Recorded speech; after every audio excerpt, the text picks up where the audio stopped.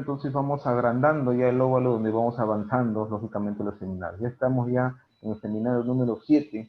Mañana ya ustedes tienen que ya cumplir con la exposición, el foro y la tarea del seminario número 8, que es de hidrodinámica 2. Pero hasta ahora hemos avanzado en lo que es la parte hidrostática 1 y 2 y la parte hidrodinámica 1. Pues bien, estos temas implican lógicamente la aplicabilidad en lo que es la parte del sistema circulatorio, considerando que la sangre es un fluido. Empecemos por ahí. Entonces, si tenemos un fluido, ya sea en forma estática o en forma dinámica, que está en movimiento, y está encerrado dentro de una estructura, un recipiente, en este caso los vasos sanguíneos, y que tienen toda una dinámica, un movimiento y un comportamiento en función justamente de sus características de viscosidad, presión, velocidad, caudal y todo lo demás, entonces hay leyes que lo rigen. ¿Ya? Primero que hay que destacar que todas las leyes que rigen al sistema circulatorio, la hemodinámica y todo lo demás, son de aplicación relativa, ¿no? Lógicamente, las fórmulas matemáticas que se dan y están viendo en la parte de teoría, están en función, lógicamente, a situaciones ideales, ¿no? Líquidos ideales, estructuras ideales, todo lo demás, pero aplicarlos nos hace llegar mucho al entendimiento de la fisiología básica de la circulación, y esa es la intención, ¿no? Entonces, yo quiero entonces, en esta diapositiva del seminario 6 y 7, que es hidrostática dinámica, fue un refuerzo de conocimientos y aplicación médica que me pareció pertinente darles, ¿no?, a estudiantes. Bien, entonces, tenemos entonces lo que es la parte de la hidrostática, que ha sido el seminario 6, 1 y 2, en donde lógicamente la hidrostática como concepto es el estudio de los fluidos en reposo y las presiones que lo ejercen, ¿no? ¿No? Ya sea el envase que lo contiene, lógicamente, o las presiones que ese líquido en reposo ejerce sobre algún cuerpo que está dentro e inmerso en ese fluido, ¿no?, que es la presión hidrostática. ¿Ya? Y la parte hidrodinámica, del punto de vista del concepto físico, es el estudio de los fluidos pero en movimiento, ¿no? Ahí entra a tallar mucho la relación que existe entre el concepto de flujo o gasto, resistencia, presión, y esta relación se va a resumir muy en forma interesante en principio a la ley de posiciones, ¿no?, que es lo que justamente quiero desarrollar con ustedes. Muy bien, muchachos.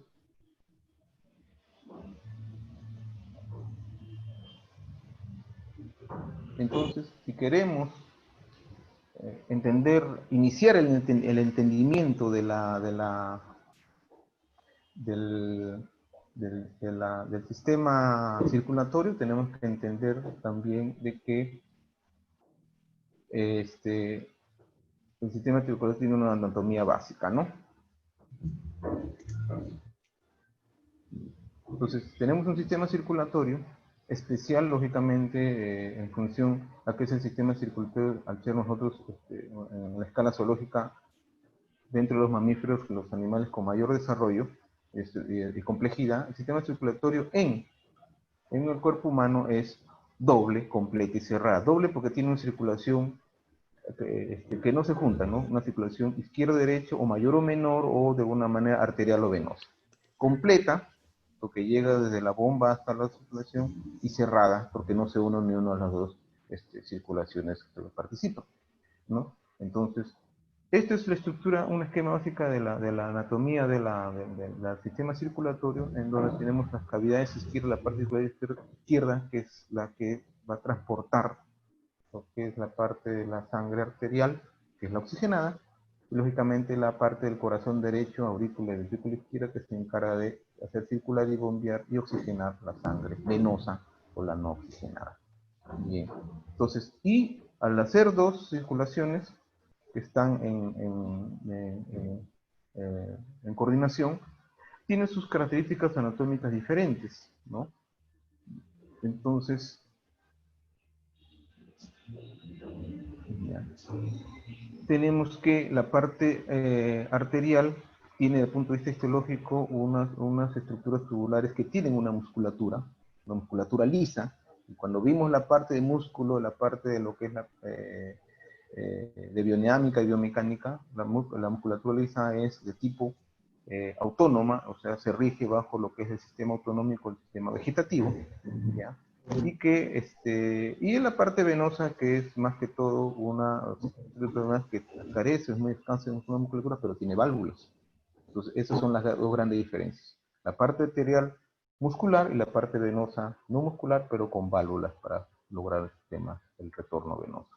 Pues bien, para hablar de circulación, para hablar de presión sanguínea, para hablar de todo eso, hay que definir algunos conceptos. Y eso es algo que se está viendo, ¿no? Presión, entonces, desde el punto de vista hidrostático, es producto de la fuerza aplicada sobre una superficie, desde el punto de vista físico en general. Y desde el punto de vista hidrostático vendría a ser la presión que ejerce ese fluido sobre un cuerpo o sobre la superficie y el área del contenedor o de la pared que lo contiene, ¿no? En estado de reposo. Entonces, tiene sus unidades, y el flujo vendría a ser el volumen de sangre bombeado por unidad de tiempo. Flujo, caudal, y en este caso, si queremos ya entrar a lo que es la fisiología, vendría a ser gasto cardíaco, que vendría a ser una relación entre volumen sobre tiempo. Entonces, ¿cuánto de volumen circula por unidad de tiempo? En este caso, por minuto, ¿no? Vamos a ir admitiendo. Listo. Entonces, estos dos conceptos es importante que quede bien definido. ¿Qué es presión? ¿Qué es flujo? Y lógicamente otro concepto básico es ¿qué es viscosidad? ¿No? Que es una característica propia de los fluidos. Y que se puede definir en forma simple, que es la resistencia a fluir. Fluido significa que justamente adopta la forma del contenedor, se desplaza, etcétera, pero lógicamente hay ciertas fuerzas que impiden ese movimiento, esa fluidez, y eso es lo que define la viscosidad, ¿no? Entonces las fuerzas con las que la capa de fluido en movimiento arrastran consigo las capas adyacentes determinan la viscosidad, ¿no? Entonces, mientras más viscoso, lógicamente, un fluido, más espeso ese fluido, menos velocidad de fluido, de fluidez, etc., y tiene sus características propias, ¿no? Entonces, teniendo estos conceptos que se han desarrollado en teoría y todo lo demás, esto lo he resaltado porque justamente son los conceptos que vamos a ir dando durante el desarrollo del tema. Pues bien, ¿cuál es el concepto básico, la fórmula básica, o de alguna manera, el principio básico en lo que es hidrostática? El principio de Bernoulli. Bernoulli, entonces, lo que establece, y es algo que yo les sugiero que lean siempre la guía, de que en un fluido, ¿no?, en movimiento, ¿no?, estando en un circuito cerrado o en circulación, ¿no?, siempre la energía potencial y cinética de ese fluido va a ser igual, constante en todo el circuito, ¿no?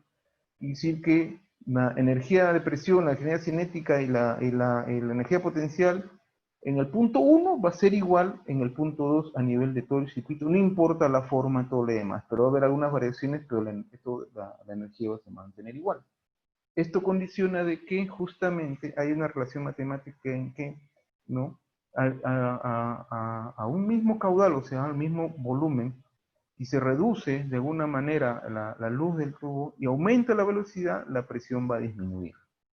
Para que no sé si logramos entender, o sea, a más velocidad del fluido, a caudal constante, primer principio, la presión en ese punto del fluido va a ser menor. Esto es importante entender para ver lo que justamente es los principios de resistencia y la velocidad de flujo en los sistemas circulatorios.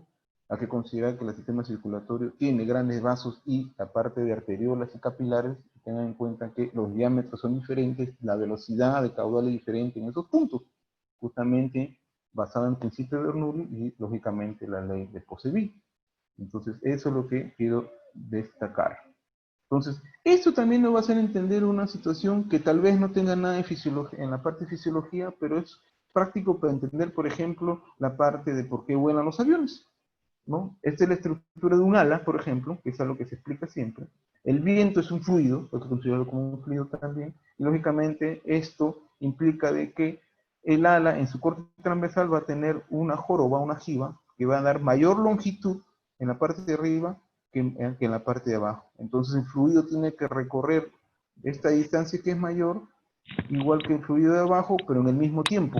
Entonces, ¿qué requiere? Que el fluido de la parte de arriba del ala tiene que ir más rápido para mantener el caudal, y lógicamente, el principio de unión lo que dice, a mayor velocidad, menor presión. Entonces, hay una diferencia de presión entre la parte de arriba del ala y la parte de abajo del ala, y eso implica de que haya una elevación del avión por empuje, porque la mayor presión está por debajo del ala. Entonces, esto en función al principio de Bernoulli, que nos dice que todo en el circuito, al mantenerse la energía potencial y cinética y fluido constante, entonces, al haber cambio de velocidad, va a haber quien va a tener necesariamente obligado a bajar la presión para mantener justamente esa constante, ¿no? Esa es la idea. Primer reforzamiento que quería darles, ¿no? Entonces, en función a eso, pues como a ustedes les interesa la parte médica, justamente por esta noción de medicina, entonces el principio de Bernoulli y Tolemas nos permite también establecer, entender de que la sangre, como un fluido dentro de los vasos sanguíneos, van a ejercer una presión, bajo principios de hidrostática. Entonces, tenemos acá esto. Un resumen en donde justamente nos podemos definir qué es la presión arterial. Definimos entonces que podemos aplicar concepto de hidrostática dinámica a lo que es la parte vascular. Tenemos una circulación, tenemos una sangre que es un fluido. ¿Ya? Es un fluido que tiene una viscosidad mayor que el agua, es cierto, pero es un fluido, ¿ya?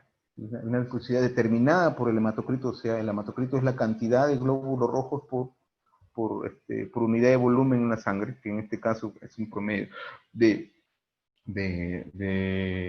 45 a 55%. ¿Ya? Entonces, la presión arterial es la presión que ejerce en la sangre al chocar contra las paredes de la arteria, ¿no? O sea, la presión es un fluido, la sangre es un fluido y ejerce presión sobre las paredes de la arteria. Esa es la presión arterial, ¿no? Entonces, es por eso que el término adecuado sería presión sanguínea o tensión arterial, porque es la tensión de la pared de la arteria, pero ya se ha llegado al consenso de que es presión arterial. Pues bien, ¿es importante este concepto? Sí, en el sentido de que la presión arterial es un control vital. Recuerdan muy bien cuando ustedes hicieron lo que es procedimientos básicos de medicina y aprendieron a medir, ¿cómo se llaman los controles vitales? ¿No? En función a que los controles vitales me establecían la existencia no de una función vital que son funciones del organismo que determinan la existencia de vida o no, o sea, la presencia, ausencia de esa función vital establece si está vivo o no. Entonces tenemos la función cerebral, la función circulatoria, la función respiratoria y la función metabólica. Entonces la función circulatoria tiene que ver lógicamente con la parte de la circulación y el corazón. ¿Y qué medidas uso yo para ver si está funcionando bien la función circulatoria? Los dos controles vitales que son pulso y presión arterial. Y la presión arterial justamente es una forma de establecer que está funcionando bien el sistema circulatorio. ¿Ya? En función a este concepto de presión arterial, entonces yo puedo saber, al saber yo que tiene unos valores normales, de que puede haber un problema de alta presión o de baja presión. Baja presión como una cuestión peligrosa y alta presión como, lógicamente, como la famosa enfermedad de la hipertensión arterial, que generalmente son esenciales. Pues bien, la presión arterial en el cuerpo humano está establecido por dos factores básicos, que es el gasto cardíaco y la resistencia vascular periférica. Bien, acá entra ya conceptos de hidrodinámica. Resistencia justamente es una fuerza contraria al flujo de la sangre y está dado justamente por las paredes de la arteria o de los vasos sanguíneos. Y el gasto cardíaco vendría a ser lo que es el caudal o el flujo. O sea, cuánto de volumen bombea el corazón por unidad de tiempo. ¿Ya? Entonces, al tener este concepto podemos nosotros, alumnos, definir una relación matemática. Entonces la presión arterial es directamente proporcional al gasto cardíaco. O sea, si más volumen bombea el corazón, la presión va a aumentar, ¿no? Y lógicamente, inversamente, proporcional a la resistencia vascular periférica, ¿no? Si tengo más resistencia, directamente proporcional, más presión van a ejercer sobre la pared. Entonces, ambos son directamente, la resistencia y el flujo. Más sangre circula por unidad de minuto, más bombea el corazón, más presión arterial en general. Más resistencia, más presión arterial. Y la resistencia tiene una relación directa, lógicamente, con el diámetro y la longitud del tubo, que lo vamos a ver en la medida posible. Entonces, en función a esto ya podemos, por ejemplo, para ir entendiendo,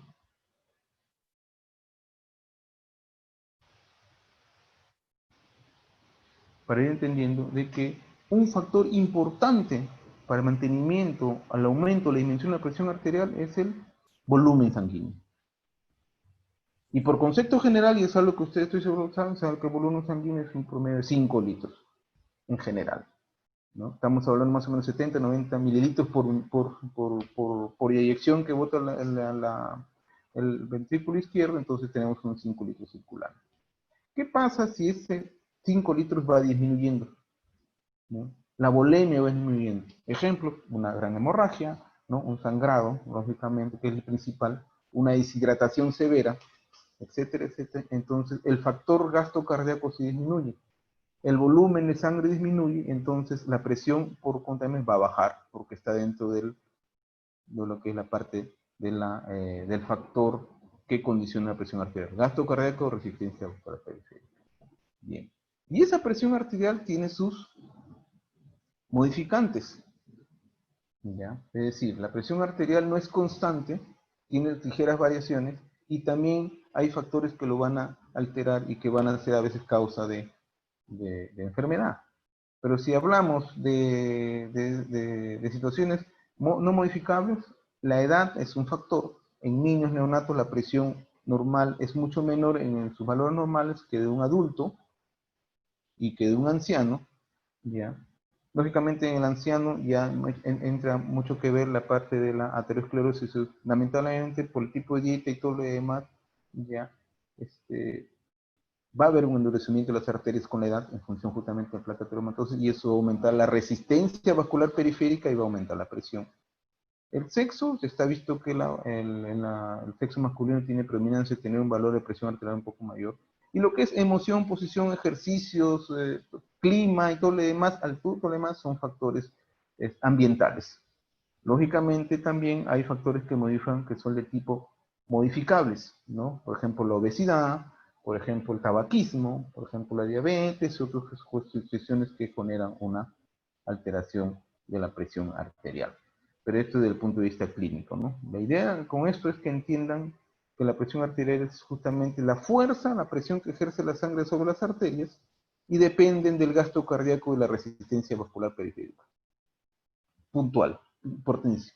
Y hoy al saber que depende de esos dos, entonces si se modifican cualquiera de los dos, se modifica el gasto cardíaco o se modifica la resistencia vascular, va a modificarse la presión arterial. Con eso entendemos entonces que por qué hay una hipotensión o por qué hay el choque hipovolémico. El choque es un término que implica que la presión arterial baja en forma tan peligrosa que no logra, la presión baja tanto que no logra justamente perfundir o lograr que logre la sangre a los órganos importantes, baja la perfusión, baja la circulación de órganos importantes y el paciente pierde el conocimiento, choca, empieza a haber colapso, empieza a alterarse las funciones. Ese es el choque. Hipovolémico, ¿a qué se refiere? A que justamente al disminuir el volumen sanguíneo total de 5 litros baja a 4, a 3, a 2, entonces hay tan poco volumen de sangre que afecta lógicamente la presión arterial. Entonces, y esa baja de volumen, el principal factor es pérdidas. Una gran hemorragia, esa es la principal causa justamente de muerte por accidentes, traumatismos, balazos, etcétera, etcétera, ¿no? Y la resistencia vascular periférica ya vamos a, de alguna manera, entenderlo, por ejemplo, en el shock séptico o en el shock distributivo. Pero es algo que otro cantar. Pues bien, entonces, la presión arterial, entonces, la presión arterial media, que es otro concepto, que es un tercio de la diferencia más de la diastólica, va a generar que vaya un gasto cardíaco de 5 litros por minuto y una resistencia vascular periférica de 20 milímetros de mercurio por litro por minuto, como conceptos básicos. Bien, esto me ha servido para hacer entender dos factores: presión arterial, su concepto y sus componentes. Gasto cardíaco y resistencia vascular. ¿Ya, muchachos? Esto de acá me permite de alguna manera ver que la presión arterial puede ser medido. Esta es una forma no invasiva de medir la presión arterial, algo que ustedes lo han hecho en procedimientos básicos, que el principio es, lógicamente, colapsar la arteria braquial, para que luego, al ir desinflando el manguito, logramos medir, lógicamente, los ruidos de coros, ¿no? La medida de la presión arterial.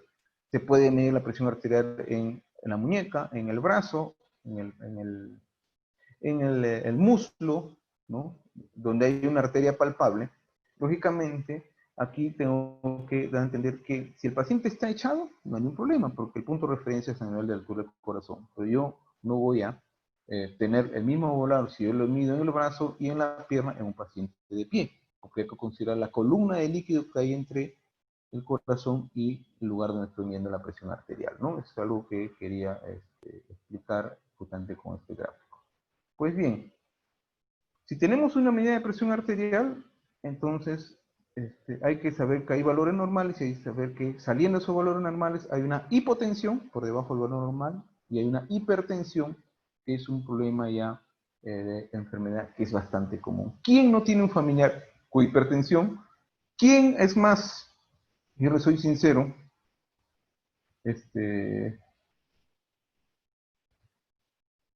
¿quién tal vez ya como estudiante más relacionado con el estrés ya no ha debutado con una presión arterial? Tengo amigos conocidos que de los 18 años ya son hipertensos, lógicamente tienen el factor de riesgo todo.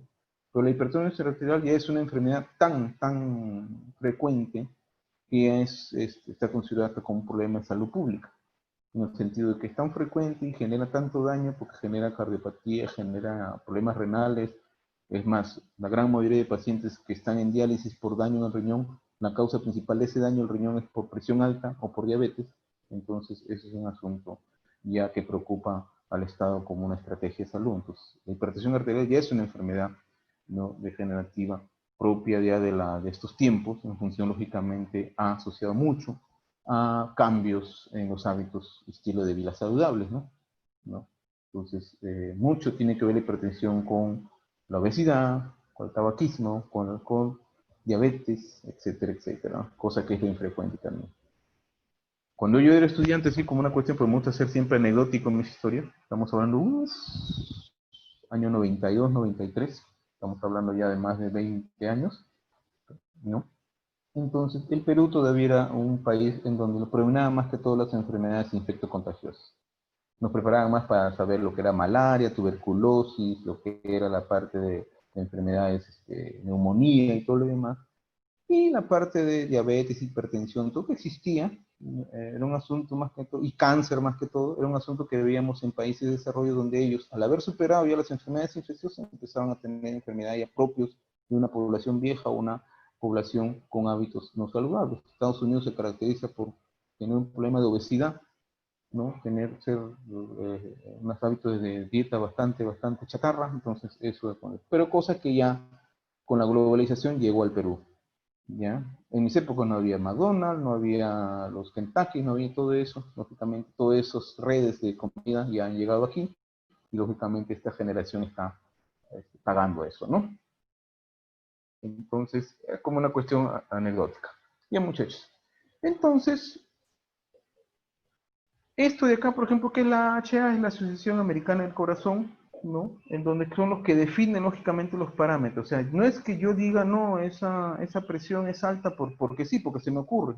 Todo está parametrado, para eso existen las sociedades científicas, ¿no? Que se reúnen cada cierto tiempo y llegan a un consenso y lo publican. Y esta es justamente la del 2017, que creo que es la última, ¿no? En donde define justamente los parámetros, ¿no? Normal, que tiene que ser la sistólica menos 120, menos 120, y acá sus recomendaciones de la Sociedad Americana del Corazón, ¿no? Educación del paciente, es una presión elevada menos de 130 y menos de 80, cambio de estilo de vida, ¿no?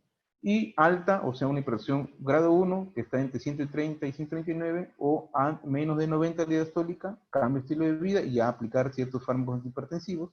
Y lo que es una presión grado 2, es mayor de 140 a 190, cambio de estilo de vida y lógicamente, si es mayor de 180, mayor de 120, es una urgencia hipertensiva. El paciente puede colapsar, puede infartarse, puede generar un derrame cerebral, eso ya es atención de emergencia.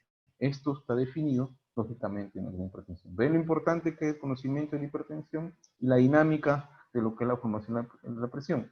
¿Qué ha hecho que a estos pacientes se le eleva la presión, sabiendo yo que la presión depende de la resistencia vascular periférica y del gasto cardíaco.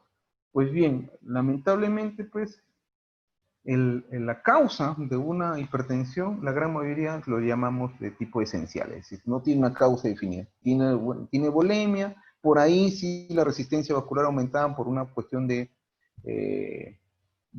aterosclerosis, endurecimiento de las arterias, todo lo demás, pero no, más que todo por ese nivel, ¿no? Pero por eso le llaman esenciales, ¿no? Porque hay hipertensiones producto de algunos problemas metabólicos, hormonales, todo lo demás. Entonces, pero es importante conocer esa fisiología para entender cómo actúan los fármacos también. Bien, muchachos. Entonces, lo que yo quería destacar en esta charla es reforzar esto justamente, el oide-Ponsevin, ¿no? Sí, en la hidrostática, para medir la presión arterial, nos basamos justamente en el principio de Bernoulli y a las leyes de la hidrostática, que es las presiones que ejercen un fluido en reposo. La circulación sanguínea no es un asunto estático, es una cuestión dinámica, ¿no? La circulación sanguínea se basa en que circula un volumen de sangre por unidad de tiempo por todas las arterias y por todas las venas, ¿ya? Y justamente un fluido en una estructura tubular que circula con un caudal, un flujo, lógicamente todo eso lo relaciona en la ley de Poiseuille, ¿no? Entonces, el flujo sanguíneo, que vendría a ser la velocidad de sangre, ¿no? O de fluido dentro por unidad de tiempo, está determinado por la longitud del tubo, el radio del tubo y su viscosidad. Eso quiero destacar, ¿no? Lógicamente, ¿no? Esto, su aplicabilidad implica de que lo ideal sería que debe ser un fluido no comprimible, un tubo recto, rígido y cilíndrico, radio constante, flujo continuo, no pulsátil laminar, una viscosidad constante. Esto, lamentablemente, no lo cumple estrictamente el sistema circulatorio, ¿no?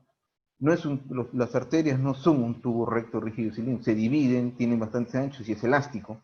No hay un radio constante, está ramificado por arterias medianas, arteriolas y capilares, y el flujo es pulsátil por cada contracción, ¿no? Entonces, a pesar de eso, es aplicable la ley de Poiseuille para que nos permita entender algunas relaciones matemáticas que nos permiten entender los fenómenos que suceden en lo que es el aumento o disminución de la presión, aumento de la disminución del caudal del flujo sanguíneo, el choque hipovolémico, el choque distributivo y el uso o la acción de ciertos fármacos justamente sobre el diámetro de las arterias. Eso es lo que quiero que se entienda, ¿no? O sea, en función de esta fórmula. Otra vez acá insisto con el Poiseuille, miren, este es un vaso sanguíneo, en este caso es un tubo, donde va a haber justamente un caudal, o sea, quiere decir, un volumen por unidad de tiempo, y va a haber una resistencia dentro del tubo al flujo de la sangre, va a haber una presión en el punto 1 diferente al punto 2, justamente la diferencia de presiones va a permitir justamente que se movilice y se desplace el fluido, va a haber una resistencia en la pared, y lógicamente esa resistencia va a depender del diámetro del tubo. Entonces, acá la ley de Poiseuille que nos da a entender de que el flujo caudal es directamente proporcional al delta de presiones. O sea, mientras más presión hay, diferencia de presión entre los dos puntos, mayor caudal, directamente proporcional. Directamente, ¿no? Directamente proporcional al radio a la cuarta. Eso es lo que quiero justamente destacar. Es una relación exponencial, que es lo que quiero, van a darse cuenta en los ejemplos que van a dar, ¿no? Radio a la cuarta. Vean lo importante del radio con relación al caudal. O sea, si aumenta el radio en 1, el caudal va a aumentar en 16, para que tengan una idea. En esa relación no es 1 a 1, no es el doble al doble, no. Y lo que es inversamente proporcional a la longitud del tubo. Mientras el tubo sea más largo, el caudal va a ser más bajo, y a la viscosidad. Mientras más viscoso sea el fluido, el caudal va a disminuir. Es entendible, ¿no? Entonces, lo que es la viscosidad y lo que es la parte de la temperatura que no figura acá, ¿no? Es algo que no entra a tallar mucho, porque la viscosidad en todo caso vendría a ser constante, salvo grandes diferencias, ¿no? Pero es la idea entender. Entonces, la ley de Poiseuille me va a hacer entender de que por qué factores cambia el flujo caudal, o sea, en qué factores la velocidad o la cantidad de volumen de sangre que circula va a cambiar. va a cambiar si es que aumenta o disminuye el radio, o se aumenta o disminuye la presión, o se aumenta o disminuye la viscosidad. Si aumenta la presión y aumenta el radio, va a aumentar el caudal directamente proporcional, y si aumenta la viscosidad, va a disminuir el caudal inversamente proporcional. Eso es lo que quiero destacar de esto. Otra vez, disculpa que sea tan insistente, pero quiero que quede bien claro. Entonces la ley de Poiseuille relaciona presión, dimensión del tubo y viscosidad con el flujo sanguíneo.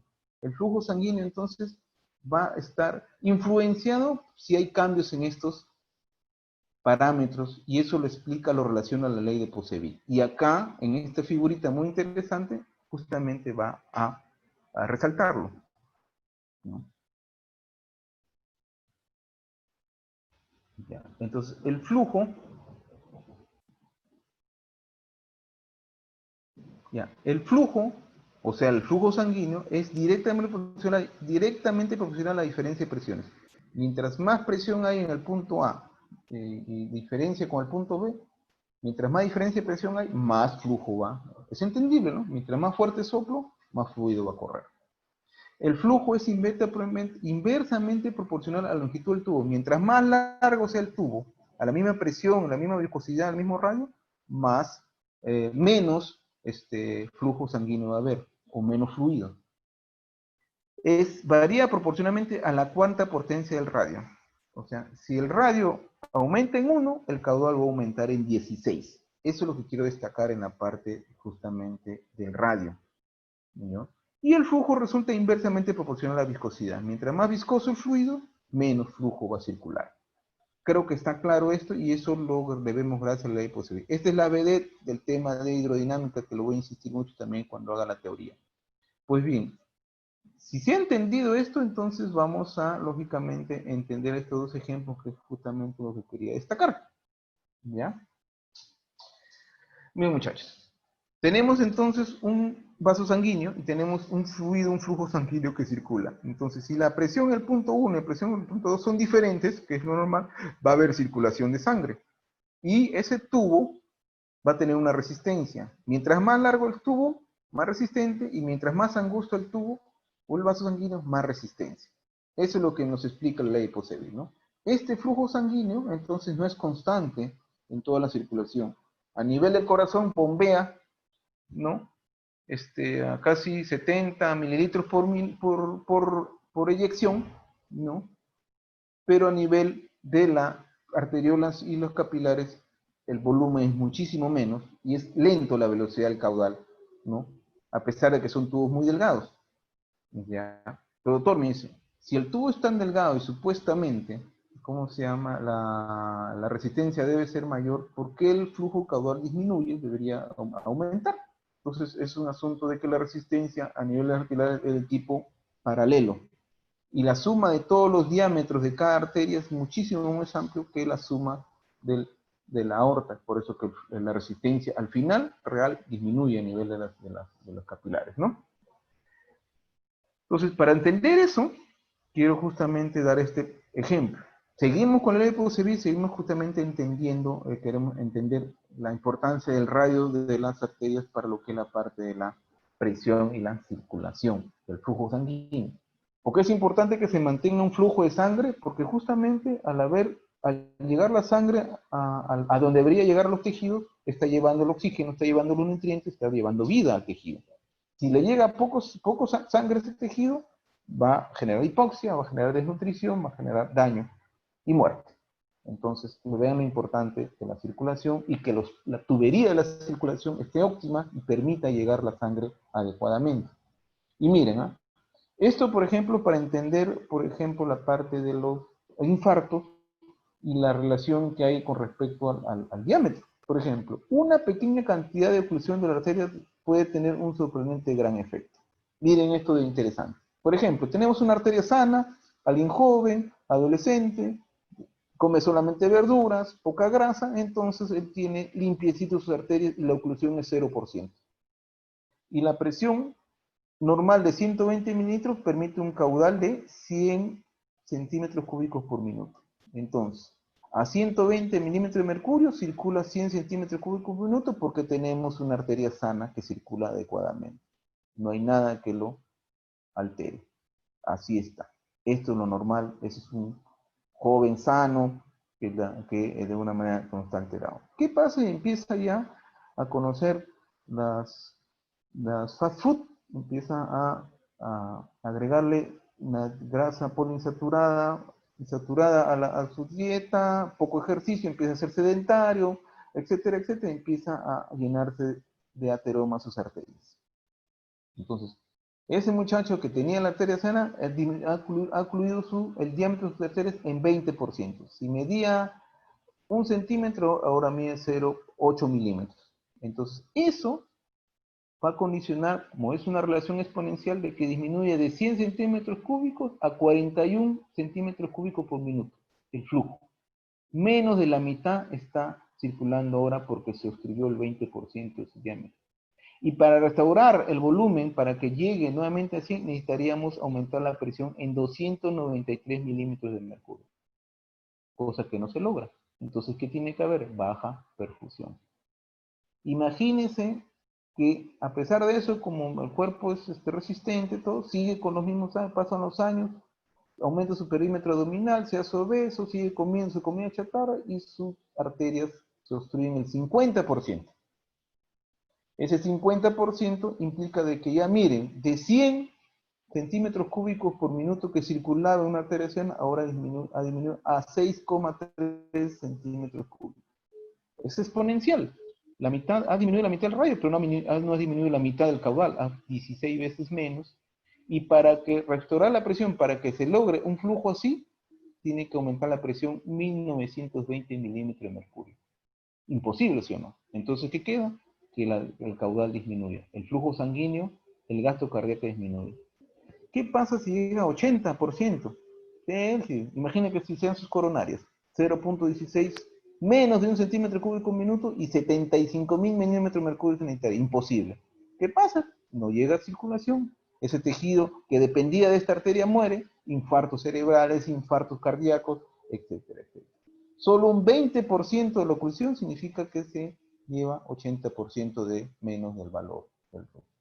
Esto es un ejemplo para ver la importancia y la relación de la ley de Poiseuille con respecto a la relación exponencial que hay entre el radio de la arteria y el caudal y la presión.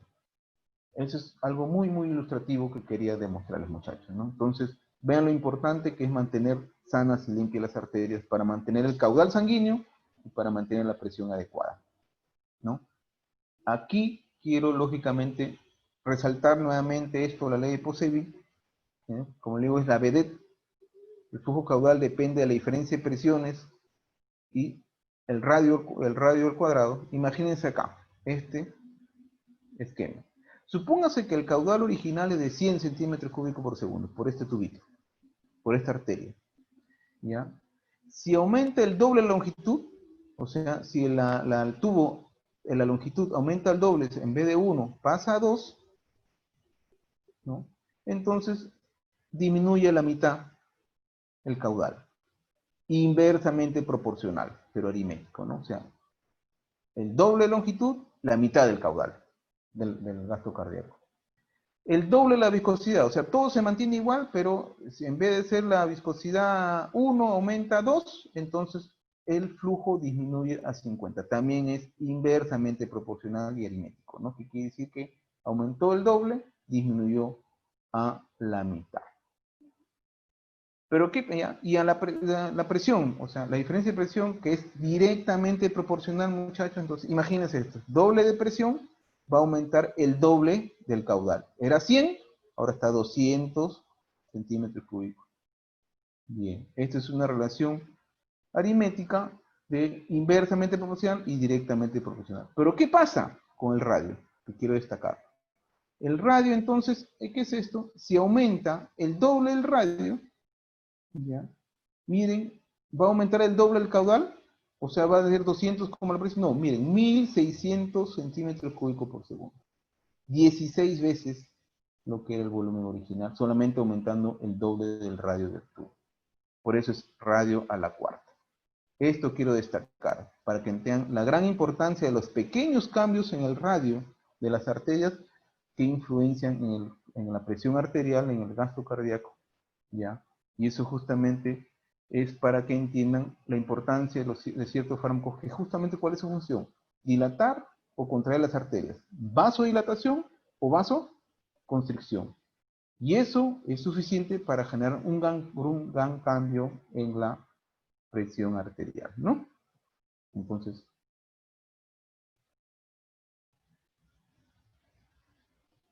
y quiero terminar esto, muchachos, justamente la aplicación de lo que les he explicado en la fisiología básica de la circulación. Con lo que les he dado, mi intención era que se entienda la importancia de los fenómenos de vasoconstricción y vasodilatación. Entonces, ¿qué genera vasoconstricción y vasodilatación? Un cambio en el radio de la arteria. Imagínense si hay un pequeño cambio en el radio de la arteria, ya sea aumentando o disminuyendo, va a haber un gran cambio ¿en qué? En el flujo, en el caudal.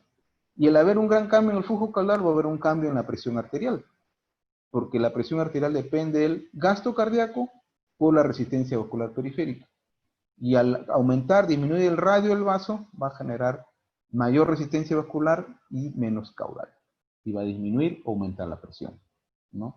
Entonces, por ejemplo, las pastillas o los fármacos antihipertensivos, uno de sus principales de alguna manera, explicaciones de por qué sube o baja la presión, justamente porque son vasodilatadores, ¿no? Aumentan la presión, aumentan el diámetro y con eso van a disminuir la resistencia vascular periférica, ¿no? Lógicamente aumentan también un poco el flujo caudal, pero más que todo actúan a nivel de la resistencia vascular al aumentar, al generar vasodilatación, ¿no? Nivel de canal de calcio, beta bloqueadores, por ejemplo, ¿no? Atenolol, bisoprolol, que son beta bloqueadores, o lo que son los primeros canales de los sartán, etcétera, etcétera. Pero vamos al otro. Yo más bien lo que quiero es aumentar la presión porque es un paciente que está en cuidados intensivos, está en emergencia, está chocado porque perdió mucha sangre, porque da una gran infección, etcétera, etcétera. Entonces yo quiero subir la presión porque necesito que llegue sangre al cerebro, al riñón y al hígado, que son los principales. Entonces ¿qué tengo que hacer? ¿No? Entonces tengo que generar vasoconstricción. ¿Para qué? De una manera, impida la circulación hacia la parte periférica y quede sangre a nivel de la parte central. Ese es uno de los mecanismos, ¿no? Y lógicamente, eso, por ejemplo, es función de las adrenérgicos, la norepinefrina, la epinefrina, la adrenalina, noradrenalina. Genera vasoconstricción periférica para que evite que la circulación vaya hacia la periferia, hacia la piel, hacia los músculos y quede la sangre, más que todo, la poca sangre, o genera aumento de presión a nivel central, hígado, riñón, cerebro. Y lógicamente la noradrenalina con la epinefrina, que genera también es un aumento de la frecuencia cardíaca y la fuerza de contracción del corazón. Yo al bombear más la bomba, el corazón, que es una bomba, al hacerlo más rápido y de alguna manera hacerlo más fuerza de contracción, va a aumentar el gasto cardíaco. Y eso es un factor que aumenta la presión. Muy bien. Lo otro que quería que se entienda es que la viscosidad es un factor en el flujo sanguíneo, inversamente proporcional. Mientras más viscoso es la sangre, menos flujo caudal. ¿Por qué quiero destacar eso? Ten en cuenta que el Perú es un país que tiene muchos techos o muchos habitantes que viven en altura. Al vivir en altura va a generar un fenómeno que se llama policitemia, que es la fabricación de muchos glóbulos rojos, más para lógicamente compensar la falta de oxígeno. En gases 1 han visto y todo lo demás. Uno de los principales factores que determina la viscosidad sanguínea es justamente el hematocrito, que es la cantidad de glóbulos rojos por unidad de volumen que hay, la proporción, ¿no? Entonces, si el hematocrito es de 45 a 50%, imagínense que esté a 60, 70% porque tiene muchos glóbulos rojos, porque es necesario que haya muchos glóbulos rojos, entonces la sangre se vuelve más viscosa, más espesa. Entonces, ese fluido va a llegar con menos velocidad o menos proporción a zonas distantes y va a generar ciertas alteraciones. También se hace muy coagulable y a veces genera trombos, etcétera, etcétera, ¿no? Entonces, vean el factor viscosidad en lo que es el flujo caudal. Bien, y lo otro es entender el cambio en la velocidad del caudal a nivel arteriocalcular en relación a la resistencia vascular. Es decir, ¿cómo se llama? Si la presión arterial a nivel de la aorta es muy alta, porque está directamente con el corazón, a nivel de los capilares de arterias es muy, muy baja. La velocidad es tan lenta que justamente tiene que hacer que la sangre vaya lenta para que permita el intercambio del oxígeno con los tejidos. Pero la fórmula de posibilidad dice que si hay mayor resistencia, ¿cómo se llama? Debería haber más velocidad de flujo, ¿no? Ya, en función a la resistencia. Mientras el diámetro sea más pequeño, va a haber más resistencia. Debería haber más presión, cosa que no hay. ¿Por qué? Porque justamente la resistencia a nivel del sistema circulatorio en el humano, o la gran mayoría de mamíferos, es una resistencia de tipo paralelo. O sea, la suma de las resistencias de los diámetros de todas las arterias y arteriolas es mucho mayor de la arteria madre o la arteria origen. O sea, si la aorta es como un centímetro cuadrado su diámetro, se va ramificando, cada rama tiene su pequeño diámetro, y la suma de todos esos diámetros me va a dar más de 1000 centímetros cuadrados, y por eso la resistencia es muchísimo menos en las arterias pequeñísimas. Eso es lo que quería que se dé a entender, ¿no? Porque es una resistencia paralela. Y lógicamente introducirse en el entendimiento de la acción de los fármacos antihipertensivos y vasopresores, algo que ya les fui adelantando, ¿no? Entonces, si yo sé que la presión arterial depende del gasto cardíaco y la resistencia vascular periférica, yo sé que la resistencia vascular periférica depende del diámetro y de la arteria, del tubo que es la arteria, si yo afecto farmacológicamente alguno de esos dos factores, voy a alterar la presión arterial, ¿no?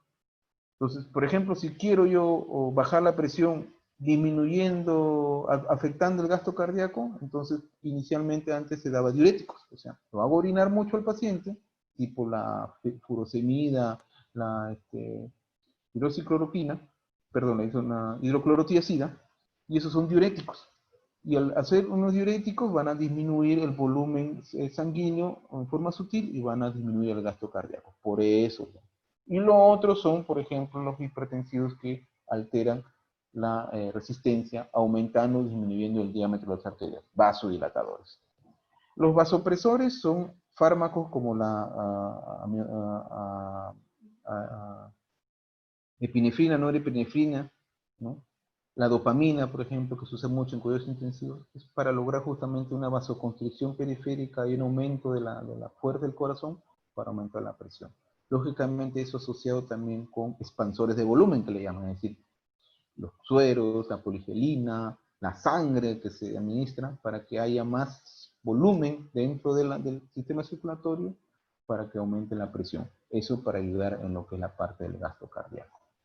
Bien, muchachos, entonces, véanlo interesante. Solamente con dos fórmulas, que es la de Bernoulli y más que todo la de Posevich, uno logra entender todos los fenómenos básicos de la circulación. ¿Por qué aumenta la presión? ¿Por qué disminuye la presión? ¿Por qué circula lento a nivel de los capilares? ¿Por qué circula rápido a nivel de la aorta? ¿Por qué hay flujo laminar? ¿Por qué hay flujo turbulento? También es otro concepto que lo van a ver en la guía. Todo en función a cálculos que se han hecho desde el punto de vista matemático en fluidos, en tubos, ¿no? Del mismo diámetro, rígidos en un fluido ideal. Pero la sangre no es un fluido ideal, las arterias no son un tubo constante de diámetro constante y no son rígidos, pero se puede aplicar. La ley de posibilidad puede aplicarse en la hemodinámica y nos permite justamente al aplicarlo entender varios fenómenos. Vean bien, de que yo haciendo pequeños cambios en el radio de las arterias puedo generar grandes cambios en el caudal y la presión, haciendo cambios en la viscosidad, logro cambios en la circulación, haciendo cambios en la presión arterial, puedo hacer cambios en la perfusión. O sea, si yo aumento la presión arterial, voy a generar mayor volumen caudal y mejorar la perfusión. ¿Qué es perfusión? En la llegada de sangre a los diferentes tejidos que es necesario. Muy bien, muchachos. Esa era mi idea de dar un refuerzo con respecto a lo que era la parte circulatoria en lo que es el entendimiento de dos fórmulas o principios básicos, la de Posevich, la de Rulli. También está la ley de Ohm, está también algunos principio Pascal, de alguna manera también principios de hidrostática, ¿no? Pero Esto es lo que quería destacar porque el resto se desarrolla en sus teorías y en sus seminarios que le han sido dados, ¿no?